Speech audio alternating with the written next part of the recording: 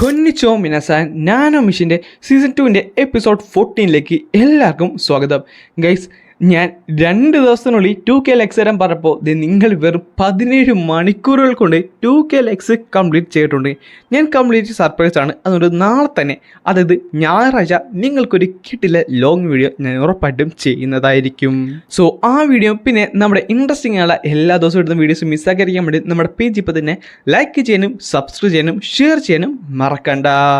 അങ്ങനെ ഈ എപ്പിസോഡ് തുടങ്ങുന്നിടത്ത് അവൻ പറയുന്നുണ്ട്, അപ്പോൾ ഇവരെല്ലാവരും തന്നെ സെർവൻസ് ആണല്ലേ, പക്ഷേ ഈ ഒരു അതർ വേൾഡിലുള്ള എനർജി അതെന്താണ് അവരുടെ ശരീരം നിന്ന് വരുന്നത്? ഓഫ്കോഴ്സ് അവർ റെഗുലർ സെർവൻസ് ഒന്നുമല്ല, പക്ഷേ അവർ മാർഷൽ ആർട്ടിസ്റ്റ് പഠിച്ചിട്ടില്ല, പിന്നെ എങ്ങനെയാണ്?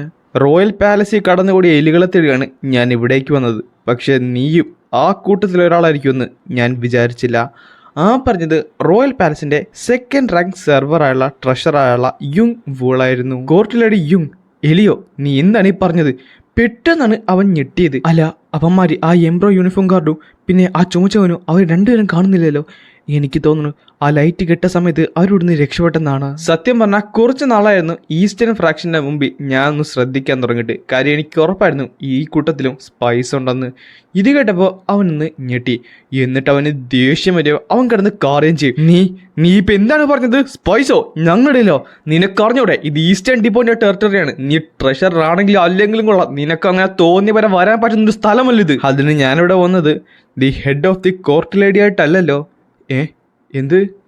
ഞാനിവിടെ വന്നിട്ടുള്ളത് ദി ഫസ്റ്റ് ഇൻ കമാൻഡ് ആയിട്ടുള്ള ദി ഇമ്പീരിയൽ പാലസിൻ്റെ ഗാർഡിയനായിട്ടാണ്. ദി 3 ഗ്രേറ്റ് സുപ്രീംസിൻ്റെ ഒരാളായിട്ട് നിന്നെ തേടി. പെട്ടെന്നാണ് അവൻ ഞെട്ടിത്തരിച്ചു പോയത്.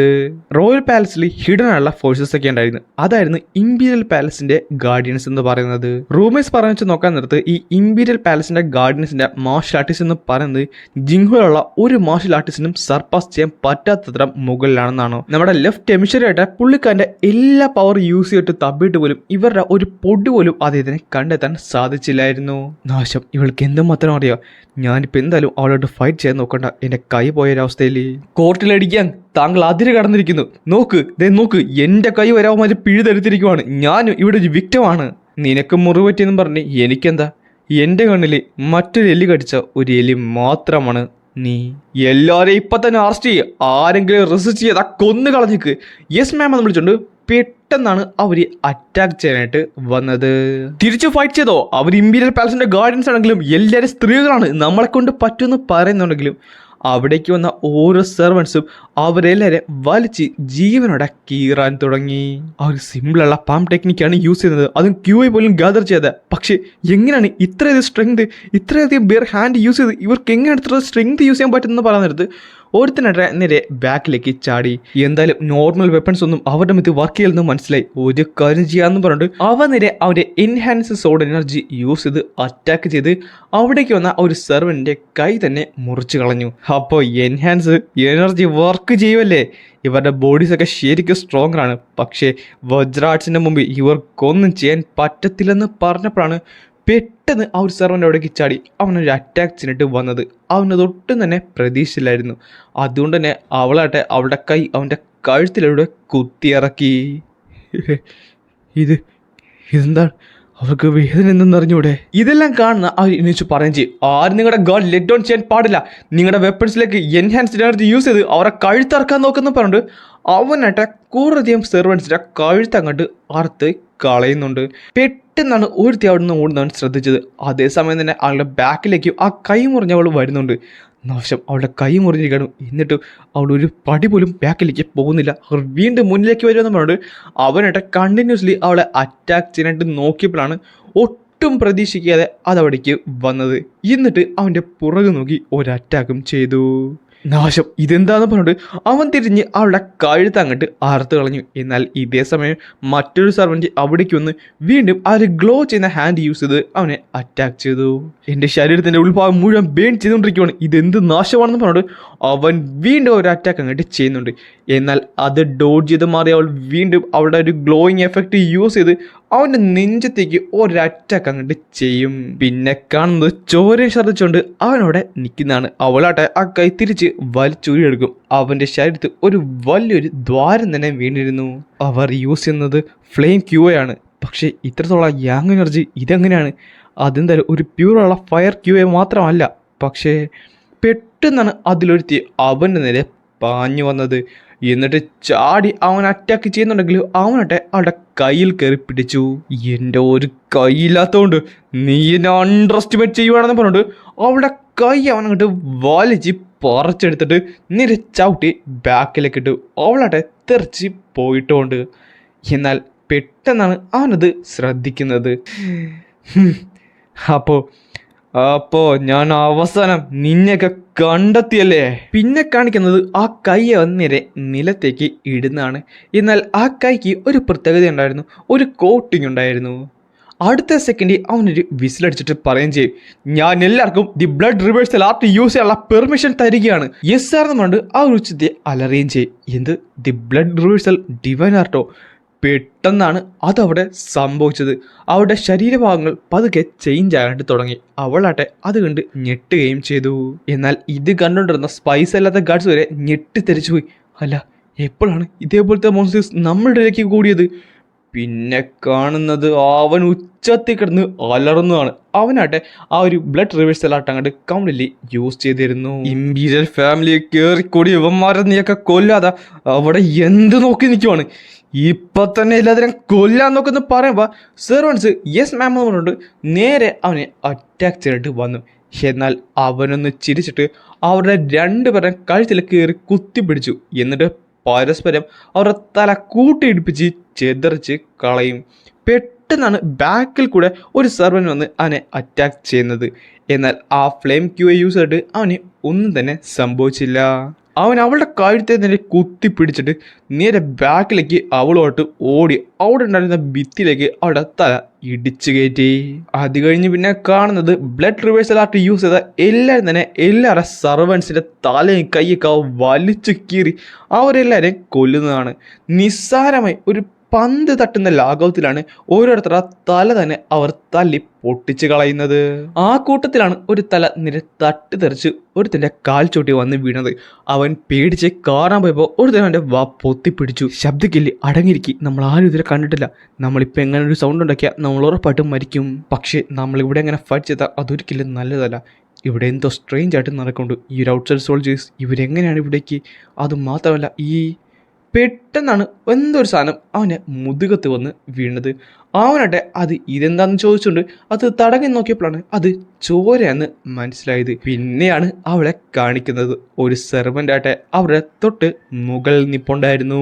ഓടി രക്ഷപ്പെടുന്ന പറഞ്ഞിട്ട് അവരെല്ലാവരും നേരെ മുന്നിലേക്ക് എടുത്ത് ഓടി. അവരോടിയത് അവിടെ ഉണ്ടായിരുന്ന ഒരു ഡോറിൻ്റെ അടുത്തേക്കാണ്. നാശം, ഇങ്ങനെയാണ് പോക്കെങ്കിൽ നമുക്കൊരിക്കലും രക്ഷപ്പെടാൻ പറ്റും തോന്നുന്നില്ലെന്ന് പറഞ്ഞിട്ട് പെട്ടെന്ന് ഒരുത്തൻ്റെ മുതുകത്ത് കയറി പിടിച്ചു. ഇവന്മാരെ സാക്രിഫൈസ് ചെയ്ത് രക്ഷപ്പെടാൻ പറ്റത്തില്ലെന്നുണ്ട് നേരെ അവനെ വലിച്ച് ബാക്കിലേക്ക് ഇടിയെ. അവൾ നിസ്സാരമായി അവനെ കൊന്നും കളഞ്ഞു. കുറച്ചുകൂടെ മാത്രമേ ഉള്ളൂ ഞാൻ ജീവനോടെ പോകണമെന്നുണ്ടെങ്കിൽ എന്ന് പറഞ്ഞപ്പോൾ പെട്ടെന്ന് അവൾ അവരുടെ തൊട്ട് മുമ്പിൽ പ്രത്യക്ഷപ്പെട്ടു. എന്നാൽ അടുത്ത സെക്കൻഡ് തന്നെ അവനട്ടെ മറ്റൊരുത്തിനെ മുമ്പിലേക്ക് ഇട്ട് കൊടുക്കുകയെ അവനെ കൊല്ലുന്നുണ്ട്. നീ എന്താണ് ചെയ്യുന്നത്? മറ്റു മാർഗമില്ല, നമുക്കിവിടെ രക്ഷപ്പെടണ്ടേ, സൂക്ഷിച്ച് നിന്നില്ലെങ്കിൽ ഇതായിരിക്കും അവസ്ഥ എന്ന് പറഞ്ഞിട്ട് നീ തന്നെ പോയി നോക്കുന്നു പറഞ്ഞിട്ട് അവനെ അങ്ങോട്ട് ഉന്തി ഇടുകയും ചെയ്യും.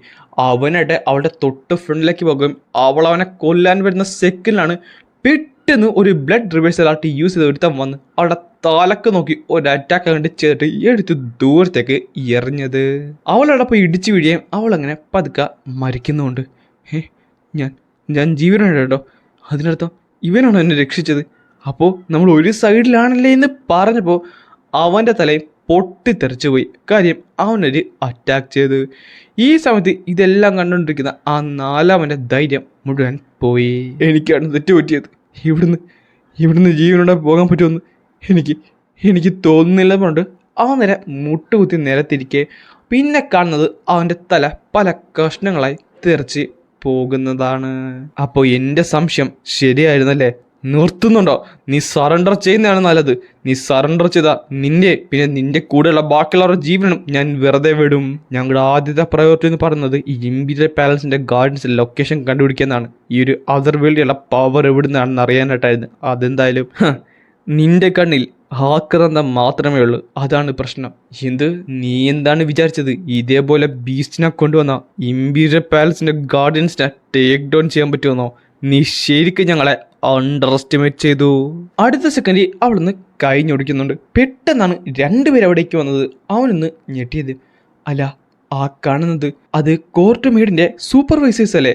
യെസ് മാം, താങ്കൾ വിളിച്ചോ? ആ ബീസ്റ്റിനെ കൊല്ലാൻ നിങ്ങളും സഹായിക്കൂ? യെസ് മാം എന്നുകൊണ്ട് പെട്ടെന്ന് അവരോടേക്ക് പോവുകയും ചെയ്യും. ഇതേ സമയത്ത് ആ ബ്ലഡ് റിവേഴ്സൽ ആർട്ട് യൂസ് ചെയ്ത എല്ലാവരും തന്നെ അവിടെ സെർവൻസിനെ വലിച്ചു കയറി കൊന്നുകൊണ്ടിരിക്കുകയായിരുന്നു. അവരെല്ലാം ഒരുമിച്ച് ഇന്ന് അറ്റാക്ക് ചെയ്തിട്ട് പോലും ആ ഒരു ബ്ലഡ് റിവേഴ്സൽ ആർട്ട് യൂസ് ചെയ്ത ആരെ ഒന്നും തന്നെ ചെയ്യാൻ പറ്റുന്നില്ലായിരുന്നു. വിഡ്ഢികളെ, നിനക്കൊന്നും എൻ്റെ ശരീരത്തിൽ ഒരു സ്ക്രാച്ച് പോലും ഉണ്ടാക്കാൻ പറ്റത്തില്ലെന്ന് പറഞ്ഞപ്പോഴാണ് അവൻ്റെ മുമ്പിൽ കൂടെ ഒരു ബ്ലഡ് റിവേഴ്സൽ ആർട്ട് യൂസ് ചെയ്തിട്ട് തല ചെതറിപ്പോയത് അവൻ കണ്ടത്.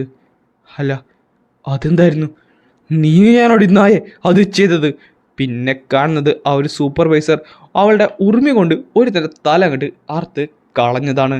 നിനക്കറിഞ്ഞൂടെ ഞാൻ ആരാണെന്ന് പറഞ്ഞിട്ട് പെട്ടെന്ന് അവനും അവളെ അറ്റാക്ക് കണ്ട് വന്നപ്പോൾ അവളൊരു അറ്റാക്ക് ചെയ്ത് അവൻ്റെ കൈ പല കഷ്ണങ്ങളായി മുറിച്ചു. ഈ ഒരു ബ്ലഡിൻ്റെ ഹീറ്റ് കാരണം എൻ്റെ കൈ മുറിയുന്നുണ്ടല്ലോ എന്ന് പറഞ്ഞപ്പോൾ അവൻ നേരെ തിരിച്ചൊരു കൗണ്ടർ അറ്റാക്ക് ചെയ്യാൻ നോക്കുന്നുണ്ടെങ്കിൽ അവളത് ബ്ലോക്ക് ചെയ്തു.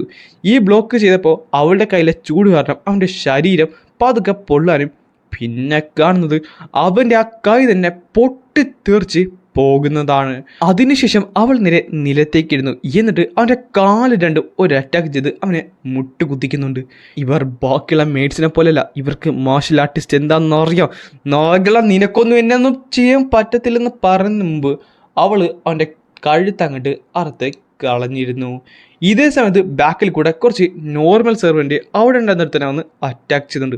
അവനാട്ടെ അതെല്ലാം തട്ടിത്തെറിപ്പിക്കാൻ നോക്കുന്നുണ്ടെങ്കിലും അവിടെ ഒരു മാസീവുള്ള ബാറ്റിൽ തന്നെയാണ് സംഭവിച്ചിട്ടുണ്ടെന്നത്. നാശം, ഇതിപ്പോൾ എനിക്കല്ല ഡിസഡ്വാൻറ്റേജ് ആയത്. അവരുടെ ബോഡി സ്ട്രോങ് ആണ്, പക്ഷെ ആ ഫ്ലെയിം ക്യൂഐ അത് ശരിക്കും പെട്ടെന്നാണ് അവൻ എൻ്റെ കയ്യിലേക്ക് എനർജി ഗ്യാദർ ചെയ്തത്. ഇനി എനിക്ക് മറ്റു മാർഗങ്ങളൊന്നുമില്ല.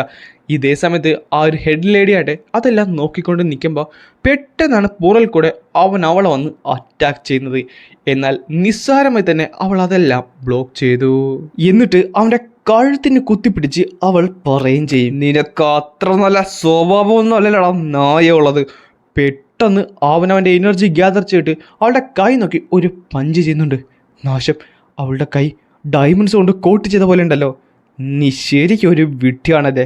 നീ ഇവിടുന്ന് ജീവനോടെ പോകത്തില്ല, ചോകടാന്ന് പറഞ്ഞിട്ട് അവൻ്റെ കഴുത്തിനുള്ള പിടുത്തം അവൾ കൂട്ടി.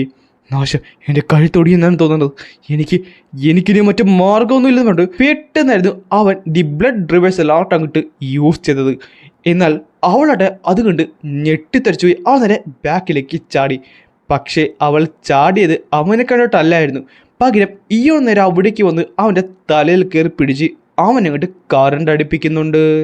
അവനാട്ടെ ഉച്ചത്തിൽ നിലവിളിച്ചുകൊണ്ട് നേരെ കാറി.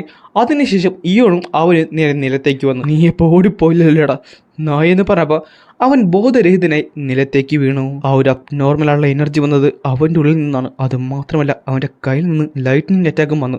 അവൻ ശരിക്കും ഡേഞ്ചറസ് ആണ്. കണ്ടിട്ട് അവളെന്നെ കണ്ടു ഞെട്ടിയെന്നാണ് തോന്നുന്നത്. ഞാൻ ഇവിടേക്ക് വന്നത് നീയുമായിട്ട് ഫൈറ്റ് ചെയ്യാനല്ല. ഞാനിവിടേക്ക് വന്നത് ഇവനെ കണ്ടെത്താനാണ്. റോയൽ ഫാമിലിയുമായിട്ട് എനിക്കൊരു പ്രശ്നത്തിലും താല്പര്യമില്ല. എന്ത്? നിനക്ക് അവനെ വേണമെന്നോ? നിനക്ക് ഇത്ര ധൈര്യം ഉണ്ടായിട്ടാണെന്ന് പറഞ്ഞു. പെട്ടെന്നായിരുന്നു ആ സ്ഥലം മുഴുവൻ തീ പിടിച്ചത്. അവളുടെ ശരീരം നിർത്തി എമിറ്റ് ചെയ്യാനായിട്ട് തുടങ്ങിയത്. നീ എന്താടാ വിചാരിച്ചത്? 1 of the 3 great supreme of the imperial palace വെറും ജോക്കാണെന്നോ? നിനക്ക് കയറി വന്ന് ഇവിടുത്തെ സാധനങ്ങൾ എടുത്തിട്ട് ഉള്ള ധൈര്യം ഉണ്ടെന്ന് പറഞ്ഞു. പെട്ടെന്നായിരുന്നു ഒരു ഫ്ലെയിം എനർജി നേരെ മുകളിലേക്ക് ഉയർന്നത്. അപ്പോൾ ഞാൻ നേരത്തെ സെൻസ് ചെയ്ത ആ ഒരു എനർജി അത് ഇവിടുന്നായിരുന്നല്ലേ. ഇമ്പീരിയൽ പാലസ് ഇത്ര ഹിഡൻ ആയുള്ള ഒരു എനർജി മറച്ചു വെക്കുന്നു ഒരിക്കലും വിചാരിച്ചില്ല.